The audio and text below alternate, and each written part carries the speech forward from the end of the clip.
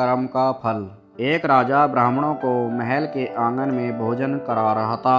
राजा का रसोइया खुले आंगन में भोजन पका रहा था। उसी समय एक चील अपने पंजे में एक जिंदा सांप को लेकर राजा के महल के ऊपर से गुजरी। तब पंजों में दबे सांप ने अपनी आत्मरक्षा में चील से बचने के लिए फने से जहर निकाला। तब रसोइया जो लंगर ब्राह्मणों के लिए पका रहा था, उस लंगर में सांप के मुख से निकली जहर की कुछ बूंदें खाने में गिर गईं। किसी को कुछ पता नहीं चला। फलस्वरूप वह ब्राह्मण जो भोजन करने आए थे, उन सब की जहरीला खाना खाते ही मौत हो गई। अब जब राजा को सारे ब्राह्मणों की मृत्यु का पता चला तो ब्रह्म हत्या होने से उसे बहुत दुख हुआ।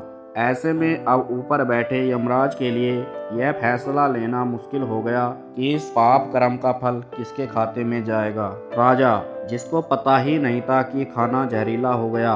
रसोइया, जिसको पता ही नहीं था कि खाना बनाते समय वह जहरीला हो गया। चील, जो जहरीला सांप लिए राजा के ऊपर से गुजरी। वह सांप जिसने अपनी आत्म रक्षा में जहर निकाला। कुछ दिनों तक यह मामला यमराज की फाइल में अटका रहा। फिर कुछ दिनों बाद कुछ ब्राह्मण राजा से मिलने उस राज्य में आए और उन्होंने किसी महिला से महल का रास्ता पूछा। उस महिला ने महल का रास्ता तो बता दिया, पर रास्ता बताने के साथ साथ ब्राह्मणों से यह भी कह दिया कि देखो भाई, जरा ध्यान रखना, वह राजा आप जैसे ब्राह्मणों को खाने में जहर देकर मार देता है। बस जैसे ही उस महिला ने यह शब्द कहे, उसी समय यमराज ने फैसला ले लिया। उन मृत ब्राह्मणों की मृत्यु के पाप का फल इस महिला के खाते में जाएगा और इसे उस पाप का फल भुगतना पड़ेगा। दूतों ने यमराज से पूछा, प्रभु ऐसा क्यों? जबकि उस मृत ब्राह्मणों की हत्या में उस महिला की कोई भी भूमिका नहीं थी। तब यमराज ने कहा, भाई देखो,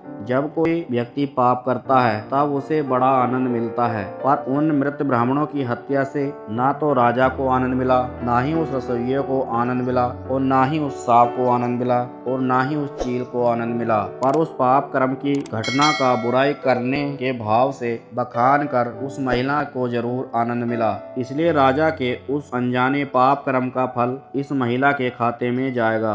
बस इसी घटना के तहत आज तक जो भी व्यक्ति जब किसी दूसरे के पाप कर्म का बखान बुरे भाव से करता है, तब उस व्यक्ति के पापों का हिस्सा उस बुराई करने वाले के खाते में डाल दिया जाता है। अक्सर हम जीवन में सोचते हैं हमने जीवन में ऐसा कोई पाप नहीं किया, फिर भी हमारे जीवन में इतना कष्ट क्यों आया। ये कष्ट और कहीं से नहीं, बल्कि लोगों की बुराई करने के कारण उनके पाप कर्मों से आया है, जो बुराई करते ही आपके खाते में ट्रांसफर कर दिया जाता है। इसलिए आज से ही संकल्प लें, किसी के भी और किसी भी पाप का बख्यान बुरे भाव से नहीं करना, यानी किसी की बुराई या चुगली कभी नहीं करनी। लेकिन यदि फिर भी हम ऐसा करते हैं तो हमें इसका फल आज नहीं तो कल भुगतना ही पड़ेगा। दोस्तों, यह कहानी आपको पसंद आए, चैनल को सब्सक्राइब, वीडियो को लाइक शेयर करें।